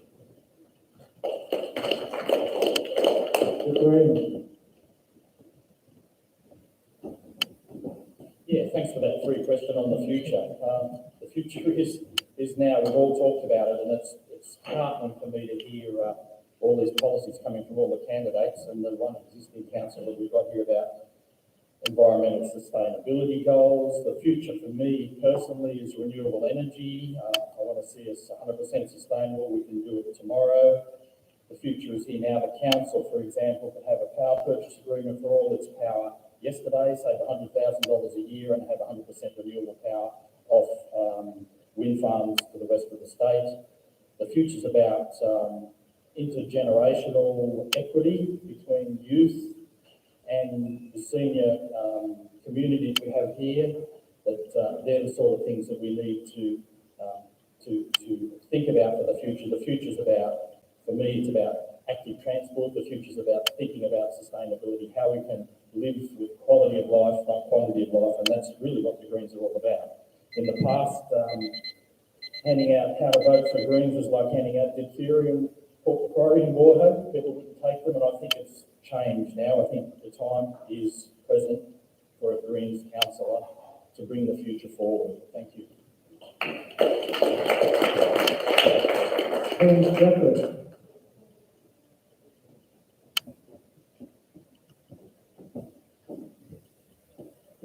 Thanks, Tom.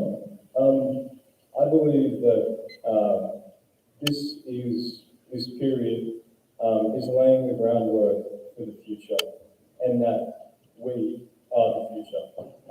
We need to get more youth engaged in these types of discussions. We need to educate people on what is happening in these types of discussions, and we need to get more people involved in consultation in the process.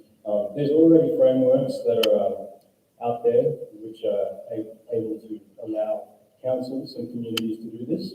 The IAP2 framework is one of those. One of the things which is really important is sensible, sustainable progress, which is our motto. So, convenient. Anyway, thanks for listening.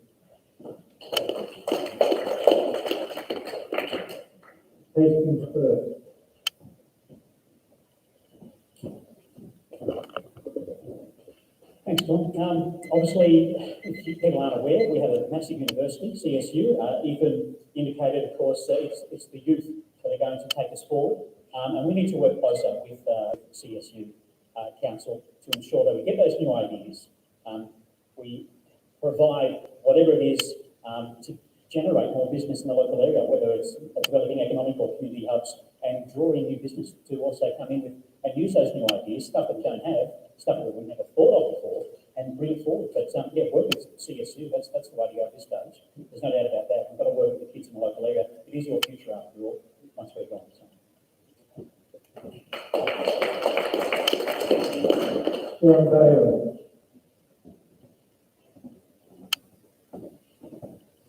The future. I wish previous councils would have thought about the future a little bit more. The future is strategic planning and future-proofing for our coming generations. Environmentally, residentially, we need to plan now. I think the Hastings is at a real crossroads now, and I think the newly elected council has some big decisions to make. And infrastructure is a real priority that we need to get on top of. Thank you.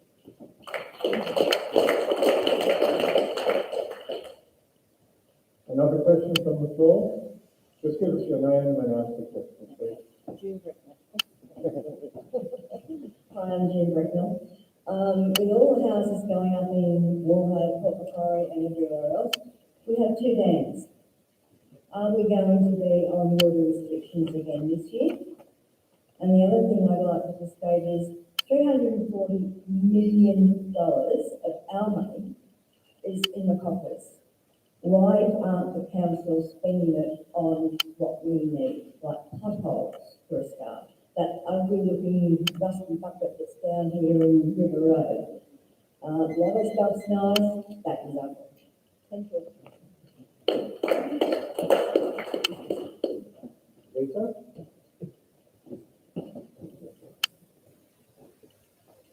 Thank you, Jim. Very important topic being water and also how do we spend our reserves.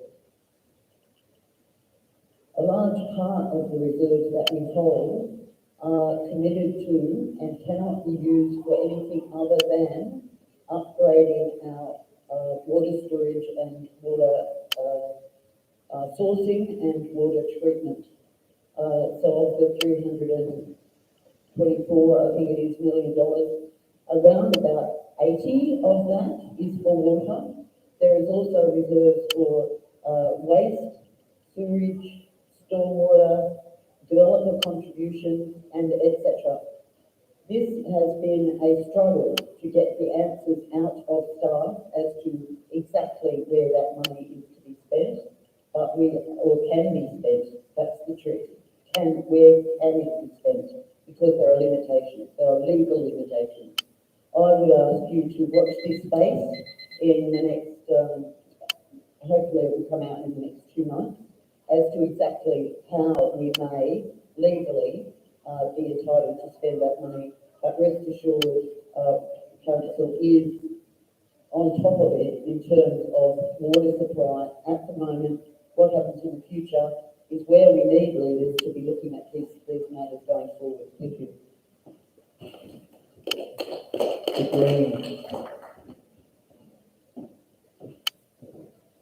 Yeah, thanks very much for the question. We support improvement of the water infrastructure and as part of the planning going forward for population increase. We don't support any new dams, but we do support working much smarter with water, improving water recycling and wastewater treatment. I don't think a lot of people realise that there's not many councils that have the water board as well as council infrastructure, and this is one, not unique, but one feature of the Port Macquarie Hastings Council that is also a water board. And looking into the 140 million held as funds is not really a huge amount compared to the size of the business. I know when we look at potholes and infrastructure work that hasn't been done, we think, why can't we run out there and do that now? But I know Rachel understands the fiscal planning for council a lot better, and maybe she could comment on how Hastings Council looks for their their spare cash that they've got at hand compared to other councils. Yes, so as a water board, as well as the council, we've got to think smarter, and it was only 12 months ago, 18 months ago during the drought, we were talking about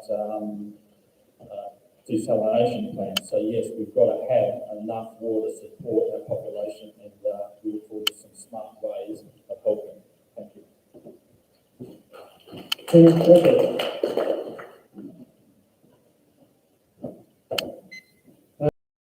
Thank you. And yes, look, the conservation of water is probably the main priority. We were the first council in New South Wales to introduce recycled water about 15 or 20 years ago. So there's a lot more opportunity there.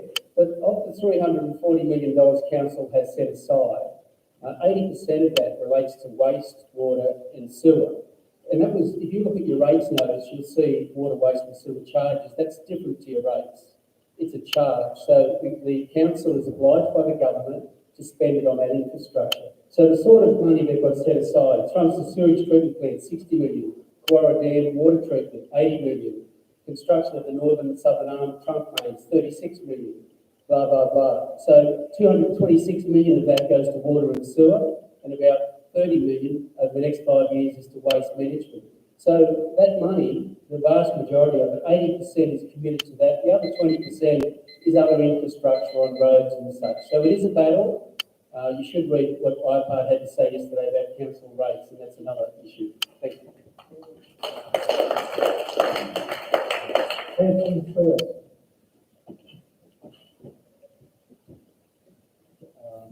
I'm going to speak on behalf of the minister.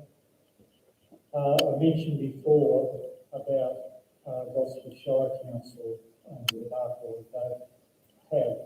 If we don't manage or govern the funding correctly, we'll have no funds to appropriate to anything.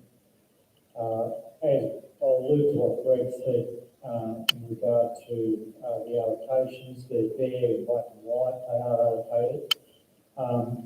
Projects are prioritised as well, top down. That's the way council has to run it. You can't sacrifice one project just because someone says, no, we've got to do it here. It has to be prioritised, it has to be allocated to certain areas. The cost of borrowing at the moment is very low. Local government borrowing has got accessibility there. We may be able to look at that in the future and perhaps raise some funds as long as we have the ability to repay them. Okay, thank you. John Bailey. Just a quick one about the stage 4 water restrictions. We should never be in that. When the Quarra Dam was built, they put in a pumping system at Fairy Island that works when, if there's too much water in the river, there's too much turbidity to pump water from Fairy Island to Quarra Dam. But there are engineering infiltration systems you can have in place. So why that wasn't put in initially, I don't know.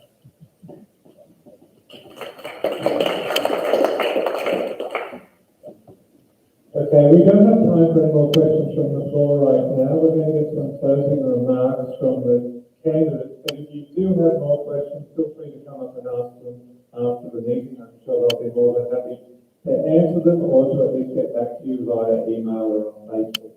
So our closing remarks will last for 2 minutes from each group of candidates, beginning with Fidus for our region.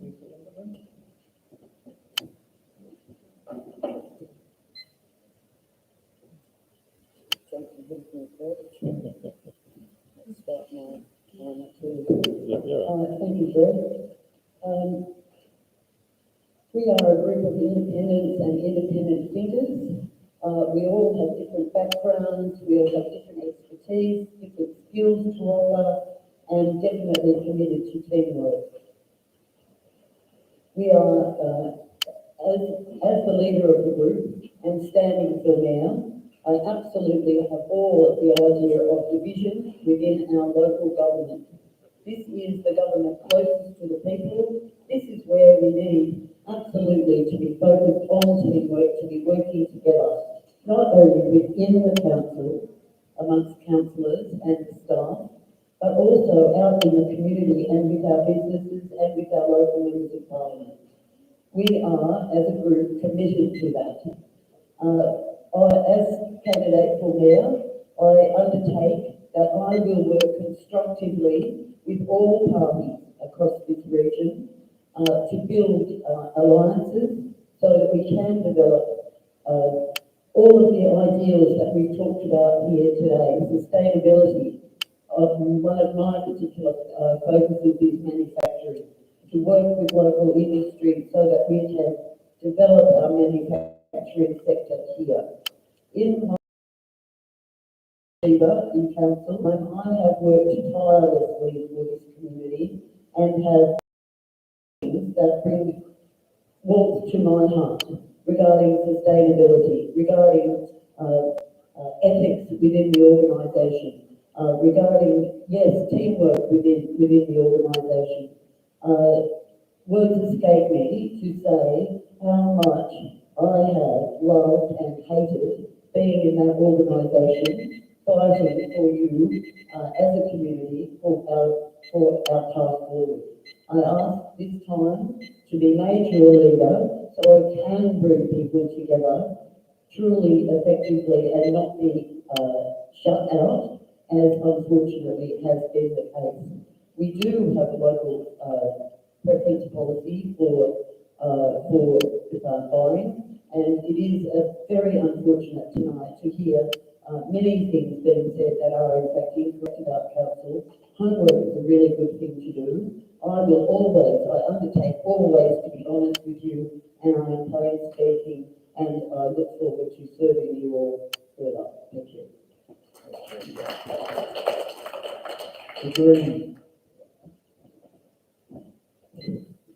Come up as a group act, if that's okay. And again, I'd like to apologise that Lauren, our lead candidate, and Les couldn't come tonight. We hope that we've convinced you tonight that there's good reason to have a Greens councillor on, council that we can support all the actions of grassroots democracy, social equity, sustainability, and real action on climate change. We've been talking about these subjects for decades, and they're really part of everyone's conversation tonight. I'd also like to thank Lisa for turning up tonight, the only acting councillor that's here. So it's going to be a big change on council. There's going to be 6 out of the 9 councillors changed, I understand, and you get the opportunity now to put a Greens in council. We're committed Greens group. We've been working for a long time. We've worked on local, state and federal government elections. We really love our community and our area, and we look forward to the support from other Greens councillors in Bellingen, Lismore, the Tweed, the other 46 councillors that are making great changes for their communities around New South Wales. Yeah, there were more Green councillors before the amalgamation, because that didn't affect us here. Now, because we are a party, we've got resources from Sydney. I've got quite a few of these if anyone would like to come and get planning for people and the planet, and a Greens newspaper. So please come and see us if you're interested in some of our literature. Thank you. It's a great read, the latest one. Actually, I was a bit shocked on the front page. It's got about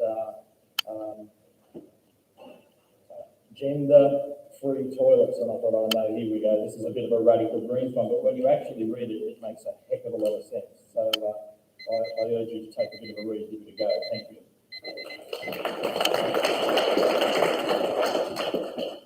Thanks, Shepherd.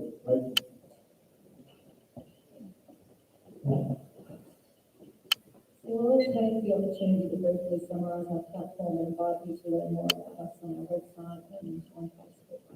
The core of what we're about is sensible, sustainable progress. I entered into interest in politics only 3 years ago when I was becoming concerned about climate change, and what I realised very quickly is that how we engage our communities around climate change or any issue needs to be with a measured, moderate, considered approach that brings people together. And that's not just climate change, it's everything. So when we talk about sensible, it's not about clearing trees to make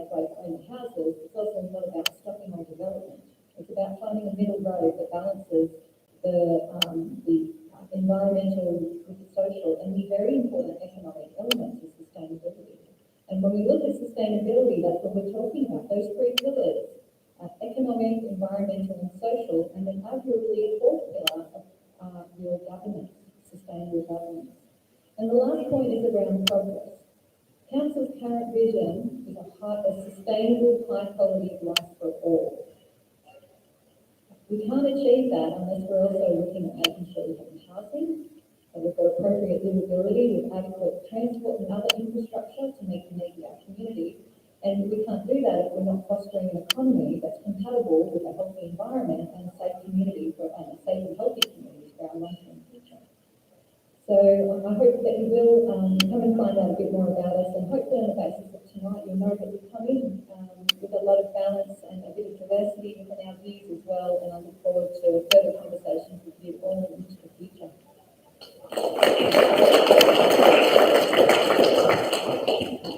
Questions first?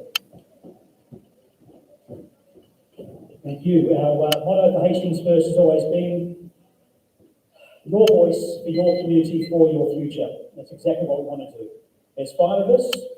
I'm standing for the position of mayor. Again, look for the exotic name, Liverback, when you fill out the details on that ballot paper. We'll also look for the candidates, Liverback, Fox, Leonard, Clark and Hardy. More details on our website, hastingsfirst.com.au, also on our Facebook page. So we're 5 independent candidates. We want to focus on the concerns of the community at a grassroots level. Want to provide you with a strongly informed voice in council on matters concerning our future. And we're also prepared to work with fellow councillors to achieve the best outcomes for the region as well. Without wanting to sound nasty, don't expect anything to change in the years ahead if you continue to vote for and elect the same people time and time again. Change isn't happening quick enough. Our council changes at the moment. We need new people, new ideas, new blood. It is literally the definition of insanity. So we've got plenty of fantastic people around us here. It's time to think ahead to the future and look at different options, look for an alternative. If you're not happy about what's been happening now, the last 4 years, the last 10 years, the last 20 years, now's the time to think about Hastings First, Liverback, Fox, Leonard, Clark and Hardy. Thank you again for joining us tonight, and thank you everyone as well.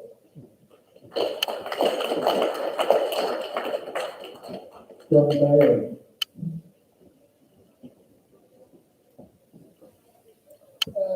Rachel, I totally agree with every single word you just said. I think we are at a critical point. This newly elected council have some big issues to cover. Local council is as grassroots as it gets. And it should be all about being connected and listening to the community, to our ratepayers. Make sure their money is going in the right direction. The new council needs to be cohesive and positive for the benefit of the community. And there's a big job ahead, guys. Hope you make the right decisions. Thank you.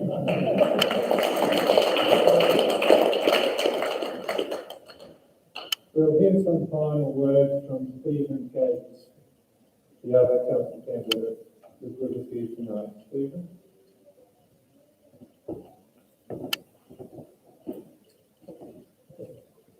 Thank you, Greg. I'd like to echo some of the comments from my colleague, Mr. John Bailey. I think he had a great deal for some of the contributions tonight. I just want to very briefly cap off on some of the things we talked about. One of those was how do we, the first question, effective leadership and standards at all levels and using design principles. The 3 points that I would add to that aren't there is how do we also ensure that properties and houses are safe from bushfires? We all recall the fires that came through. The point that was raised about dams and water security, again, that needs to be part of the design principles, but not just for Port Macquarie or Wauchope where you have town water, but rural properties where you have the issue of rivers running dry and properties relying upon those rivers for their water supply. In relation to the second question, which was talking about a transparent engagement process, I've participated in a lot of those, and I can tell you from my research, the fundamental problem is council go into consultation with a predetermined outcome. They do not want to have any discussion about any other issue, and they will structure the questions to give them the answer that they want. The best example of that is special rate variation questionnaires. That was a farcical process. Very briefly in relation to should we sell the glass house, let me put the facts to you. Your rate revenue for council 2019-20 was $50.5 million, rates alone. Glass house lost $4.5 million in that year. In 2011-12, it lost $3 million. Its average loss per year, cash going out the door, is somewhere between $3 and $4 million. If you look at your average rates, you're paying about $1,300 a year. So if we divide how much Glasshouse is losing into how much rates you're giving, that's 10% of your rates are funding the loss of Glasshouse. The question is not for me to give you my view. The question is to ask you, are you happy with 10% of the rates that you're paying, $130 a year, going straight to the Glasshouse? You give us the answer. Thank you very much.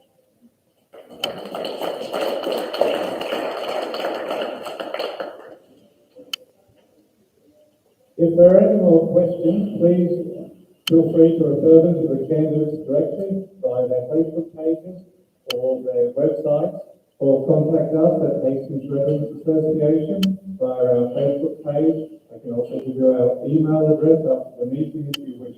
We are always looking for new members of our association. Thank you so much for coming tonight, and good night.